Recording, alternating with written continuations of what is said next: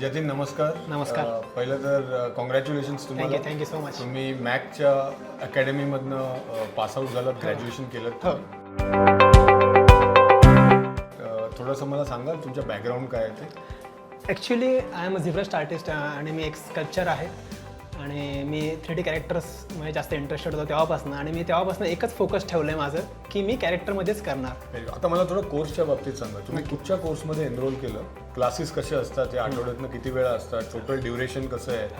आता तुम्ही त्याबद्दल काय सांगू शकाल की तुमचा एक्सपिरियन्स कसा होता?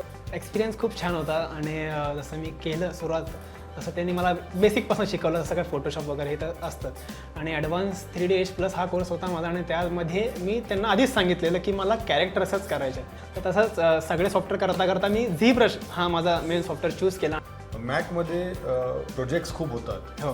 तर असे बरेच प्रोजेक्ट्स तुमच्या 3 वर्षाच्या टेन्युअरमध्ये तुम्ही केले असतील. नक्कीच मास्टर क्लास तर मी सगळेच हे केले आणि 24 FPS जसं की मॅकचा हाच प्लस पॉईंट जो आहे की ते तुम्हाला खूप अपॉर्च्युनिटीज देतं.